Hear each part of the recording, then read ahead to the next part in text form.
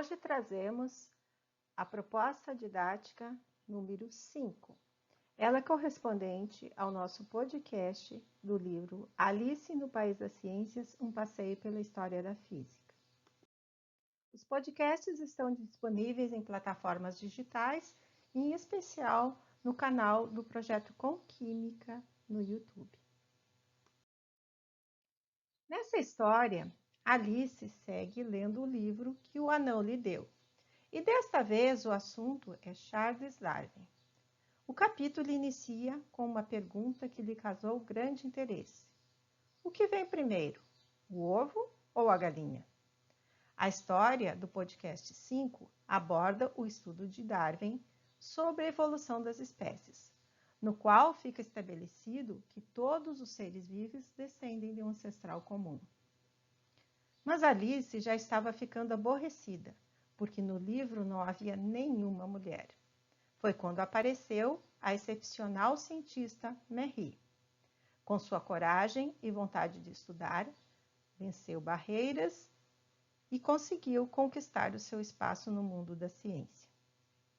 Casou-se com o químico Pierre Curie, que era seu colega de trabalho, e passou a ser chamada Marie Curie, ou Madame Curie. Madame porque ela vivia no contexto de Paris, na França. Juntos alcançaram o Prêmio Nobel por descobertas sobre radioatividade e elementos químicos. Nessa proposta didática, vamos falar um pouco sobre esses dois grandes cientistas, Charles Darwin e Marie Curie. Iniciamos com Charles Darwin, que nasceu em 1809 e faleceu em 1882. Nasceu na Inglaterra, era naturalista, ou seja, uma pessoa que se dedica ao estudo de plantas, minerais, animais. Era geólogo e biólogo. Desenvolveu uma teoria evolutiva que é a base da teoria da seleção natural, que é conhecida por muitos de nós e estudada nos diferentes níveis de ensino. Para Darwin, os organismos que melhor se adaptam ao meio têm maiores chances de sobrevivência do que aqueles menos adaptados. E, portanto, quanto mais adaptado, também deixam maior número de descendentes. Então, os organismos são selecionados para aquele ambiente. Esse é o processo de adaptação. Mas vamos pensar, por que o tucano tem um bico grande e outra ave, como o pica-pau, tem um bico curto? Algumas aves têm o mesmo ancestral e, por algum evento, as populações tiveram que se adaptar e formar o tucano e o pica-pau que conhecemos hoje.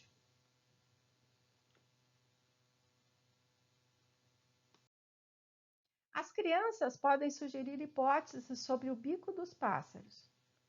Podemos perguntar para elas: por que o tucano tem um bico longo e o pica-pau tem um bico curto? Que pássaros vocês conhecem e de que eles se alimentam? Onde vivem esses pássaros? Trazemos aqui alguns pontos de discussão sobre essas possíveis hipóteses, ou sobre as hipóteses que as crianças podem levantar. O tucano, o bico do tucano, ajuda ele na captura de alimentos como frutas, sementes e serve também para pegar insetos e filhotes de outras aves no ninho. Recentemente, pesquisadores analisaram uma espécie de tucano e concluíram que a temperatura do bico dessa ave varia entre 10 e 35 graus Celsius. Quando o ambiente esquenta, o bico aquece e dissipa o calor do corpo da ave. E quando o ambiente esfria, quando o ambiente está mais frio, o bico irradia calor, mantendo o corpo em uma temperatura agradável. Isso pode ser uma adaptação da espécie e pode estar relacionado a essa ave viver em clima tropical. O pica-pau alimenta-se especialmente de insetos, principalmente formigas e cupins. Ele tem também uma secreção, que é proveniente de uma glândula mandibular, em que essa secreção faz com que a língua dele tenha uma espécie de cola e essa cola funciona então como uma vara para fisgar e capturar insetos. Ele tende também a construir seu ninho em troncos ocos de árvores.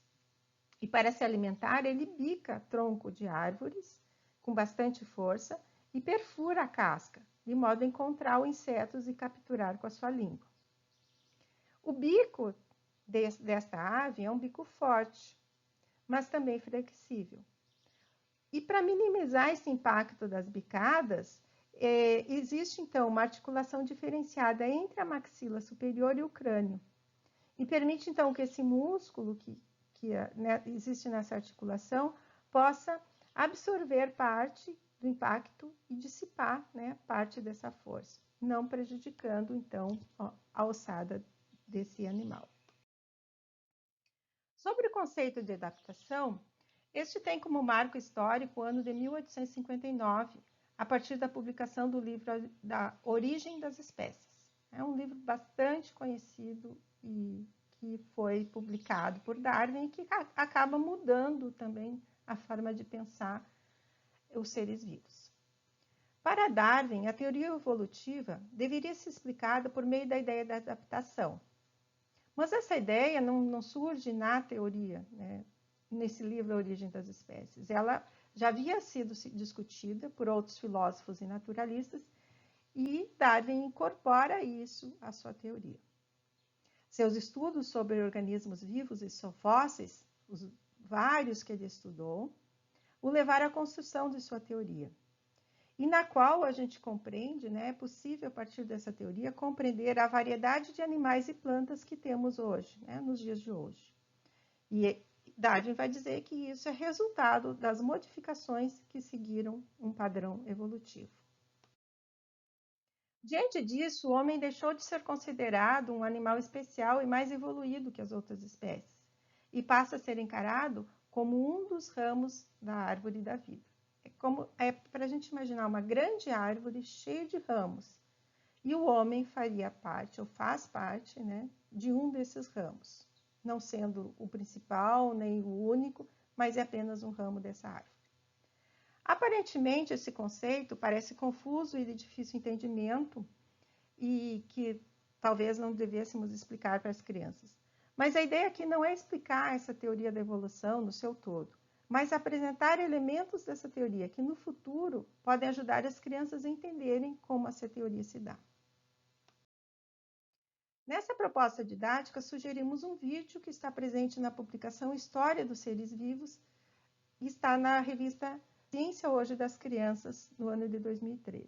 Abaixo dessa nossa proposta didática, deixamos o link de modo que o professor possa acessar esse material.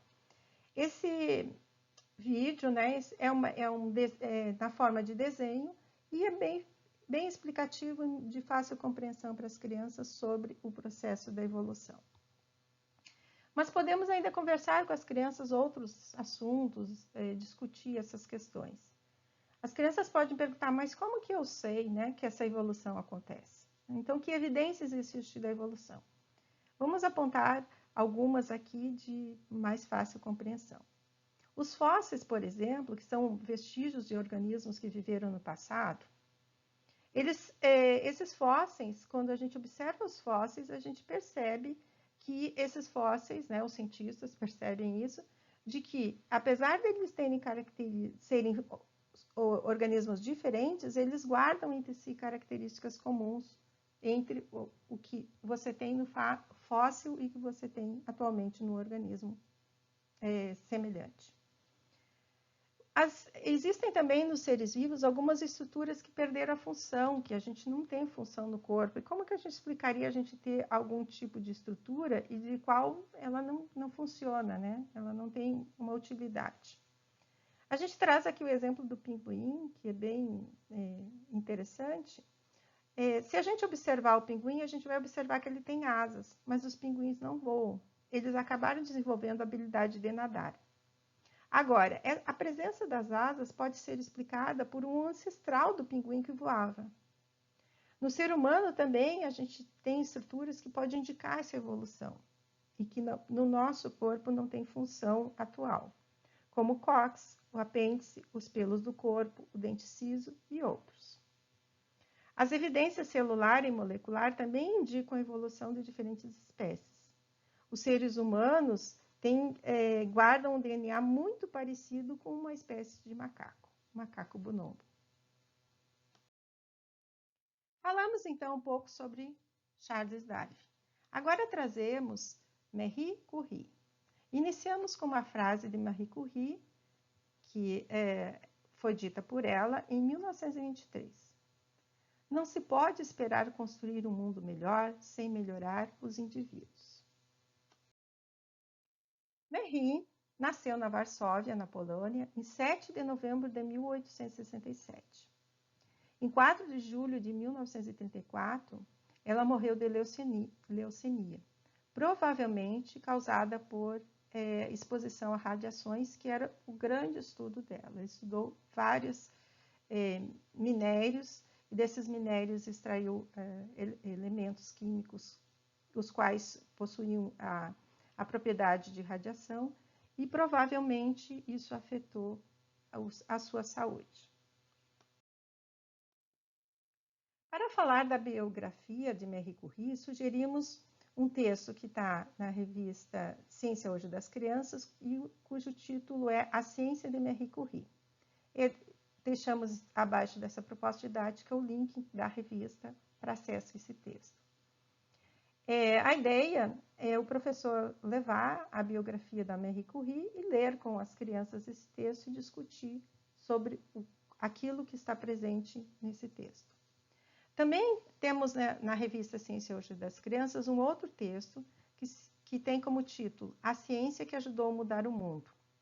Também está disponível na revista de forma online e vamos disponibilizar esse link para acessos de quem interessar.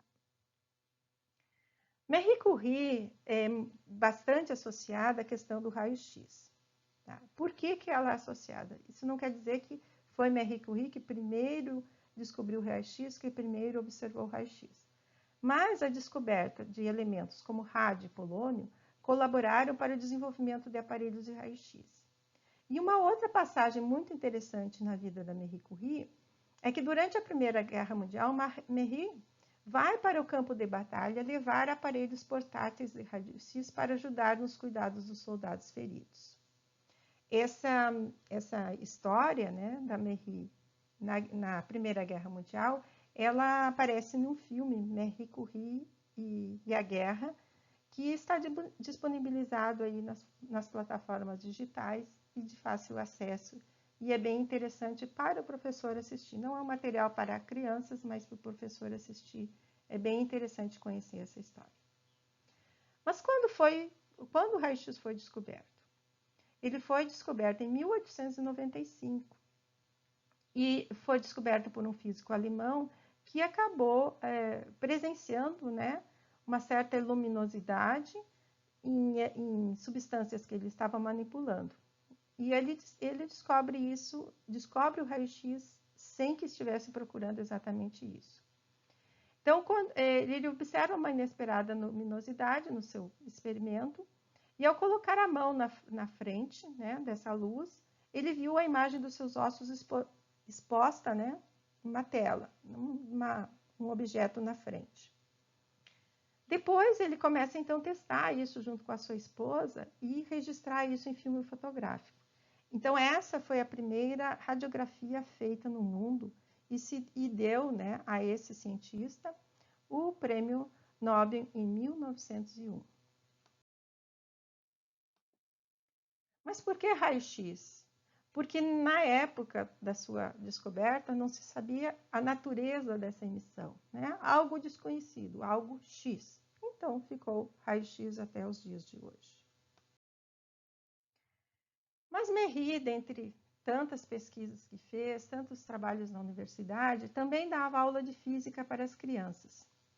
Essas aulas foram anotadas por uma de suas alunas. Essas aulas eram um projeto educacional de uma cooperativa de ensino que foi criada por Marie e seus colegas da Universidade de Sorbonne, em Paris, na França. A intenção, o objetivo dessa cooperativa era ensinar ciência para os filhos daqueles cientistas que lá estavam na universidade.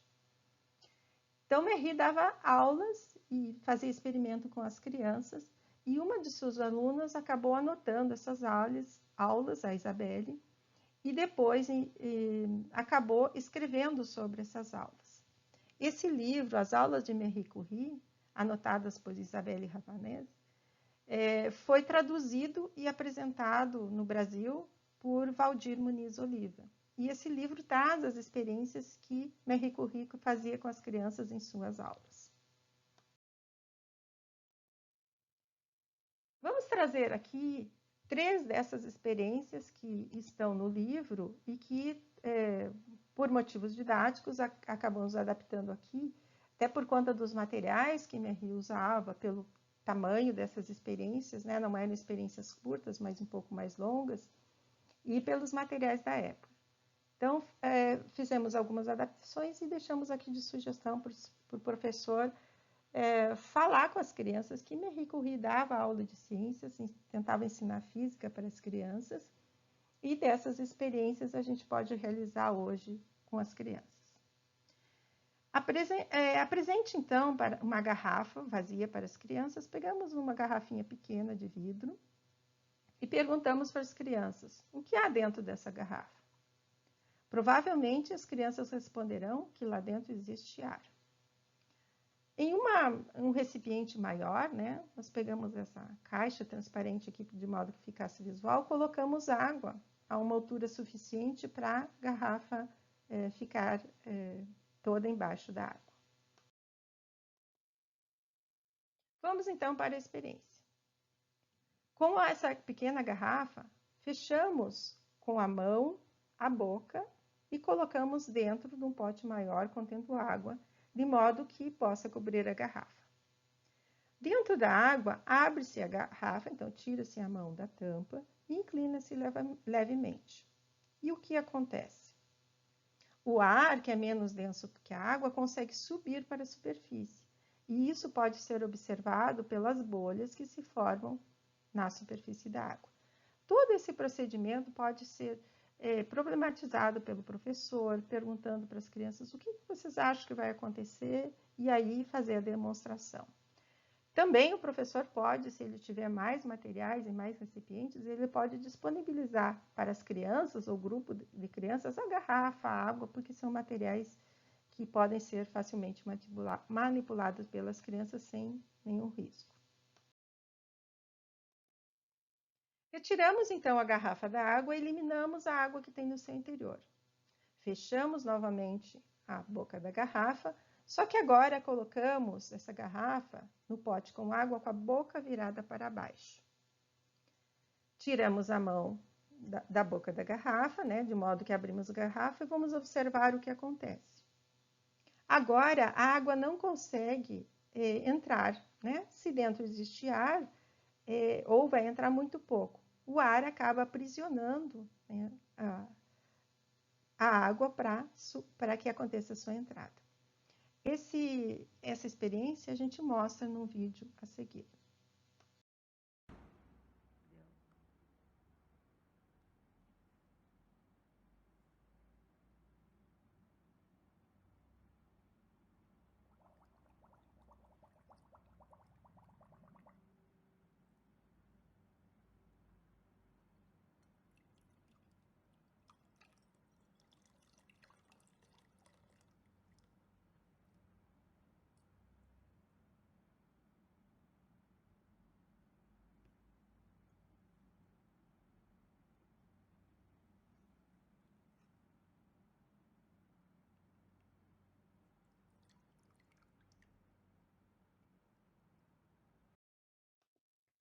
Uma outra atividade que também foi proposta por Merri, ela testou com as crianças o princípio de Arquimedes, que já mostramos aqui em outras propostas didáticas de outra forma. Aqui vamos trazer como Marie Curie fez um experimento com as crianças para mostrar, então, o princípio de Arquimedes. São os 2 próximos experimentos.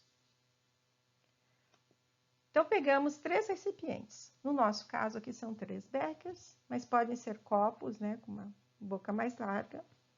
E colocamos, então, dentro dos recipientes água. E pegamos 3 ovos. No recipiente 1, deixamos a água da torneira, água comum, e colocamos o ovo. O ovo vai para o fundo.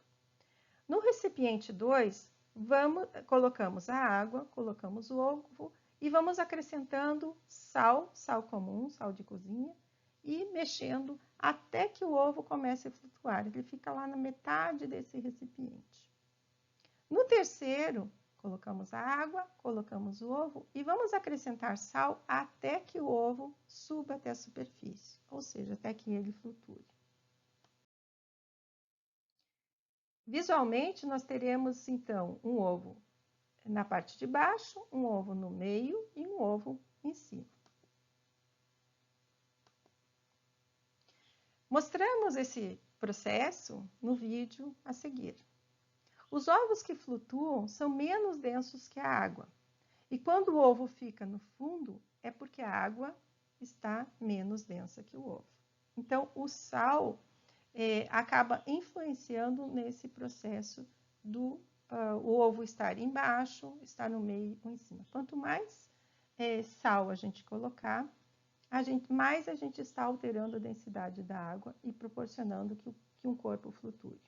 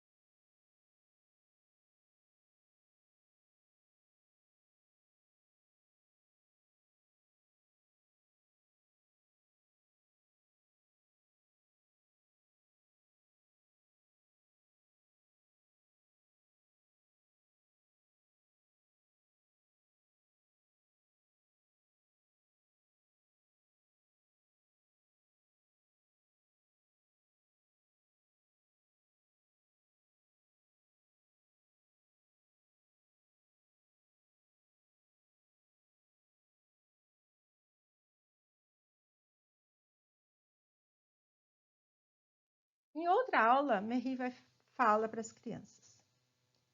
Essa é a frase, então, que está no livro As Aulas de Marie Curie e que eu vou fazer a leitura aqui. Eu gostaria agora de explicar para vocês como se comportam os barcos. Vocês sabem que há corpos que podem flutuar. Quando um objeto é maciço e não tem vazios, é preciso, para que flutue, que ele seja menos denso que a água. Há corpos que boiam muito bem. Um corpo ereto, de grande altura e de pequena secção transversal, não pode flutuar, porque ele não tem equilíbrio estável. Porém, pode-se colocar-se lastro, carregá-los na parte inferior para assegurar sua estabilidade, para que eles não oscilem. Nós chamamos de flutuador todo o corpo que pode flutuar. Qual é a condição para que um corpo possa flutuar? Vamos procurá-las?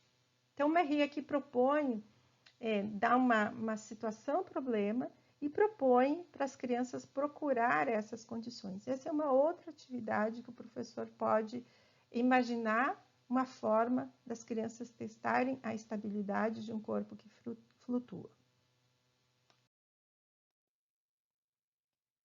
Agora vamos para uma outra experiência que adaptamos aqui. Pegamos 3 objetos, uma rolha de champanhe, um vidrinho de injeção, limpo, vazio, e um ovo. Pesamos os 3 objetos em uma balança doméstica e anotamos seus pesos. Selecionamos uma proveta, esse tubo cilíndrico com medição. Nos pesos, obtivemos para a rolha 10 gramas, para o vidrinho 24 gramas e para o ovo 53 gramas, como mostramos aqui nas imagens fotográficas da pesagem. Como vamos proceder? Vamos pegar cada um dos objetos separadamente e inserir na proveta com uma quantidade de água. Aqui utilizamos uma proveta de 1000 mililitros e colocamos a água até 900. Por quê? Para deixar um espaço para observar o quanto de água vai ser deslocada à medida que eu coloco um objeto ali dentro. Inserimos, então, na proveta separadamente cada um dos 3 objetos que a gente selecionou e medimos o deslocamento do volume. Então, inserimos a rolha, inserimos o tubinho de vidro, inserimos o ovo. E vamos olhando quanto essa água subiu em ml. O que é possível observar nessa experiência? Que o volume deslocado em mililitros corresponde numericamente ao valor do peso do objeto. É importante lembrar que 1 ml corresponde a 1 centímetro cúbico. Quando Merri falou lá nas suas aulas que o peso do corpo é igual ao volume deslocado em centímetros cúbicos, ela estava se referindo a isso. Mas como nós podemos medir a partir dos mililitros e a relação é 1 para 1, 1 ml é 1 centímetro cúbico. Então não há problema, não há transformação necessária a ser feita. Então, aqui à direita nós temos a imagem das 3 experiências, né? Não precisa ter as 3 provetas, tendo um recipiente com uma medida em que eu possa determinar os ml, já é suficiente para fazer a experiência.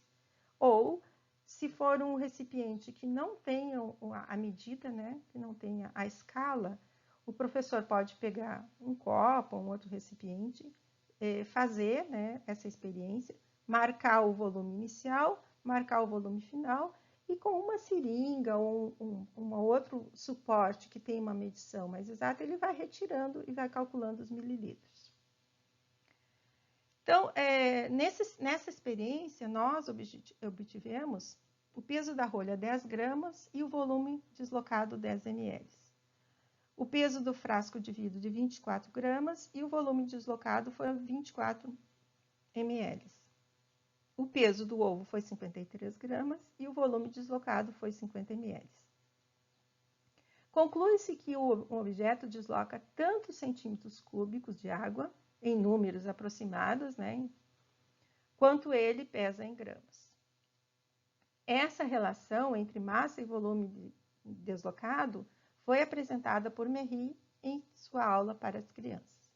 Então, é uma relação bem interessante para a gente entender o deslocamento, né, o princípio de Arquimedes, o empuxo, o quanto vai deslocar, e também tem relação com a proposta que Merri faz para as crianças para estudar por que os barcos flutuam, né? E essa é uma outra experiência que a gente pode fazer com as crianças sobre testar materiais e carregar a base, né? Constituir um lastro de modo que o material flutue. Essa, então, foi a nossa proposta didática número 5 e esperamos que os professores possam utilizar em suas aulas e, na próxima semana, mais uma proposta didática. Curtam e compartilhem nossa página no YouTube, Facebook e Instagram. Essas páginas estão no nome Projeto Com Química das Crianças.